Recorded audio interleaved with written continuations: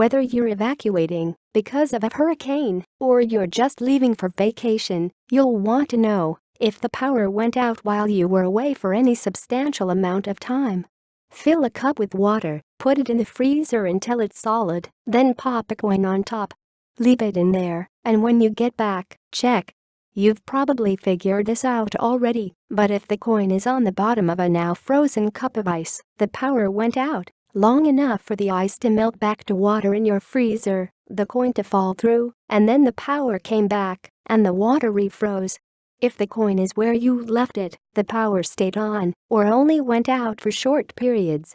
It's a fun trick, but it's practical too. If the power went out long enough for a cup of ice to melt, which takes a ridiculously long time in an insulated fridge or freezer, and then came back, your food in the fridge and freezer may be just as cold or frozen as you left them, even though they spent hours at room temperature or warmer.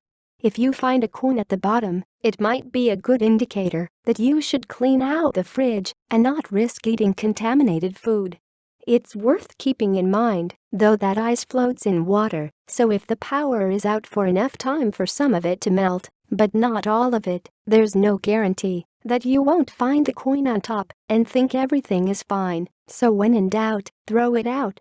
However, even with a short outage, fridges and freezers insulate well enough to keep most food items fresh. But if that coin is on the bottom, you have problems. It's a simple tip, but a helpful one if you're going to be away from home.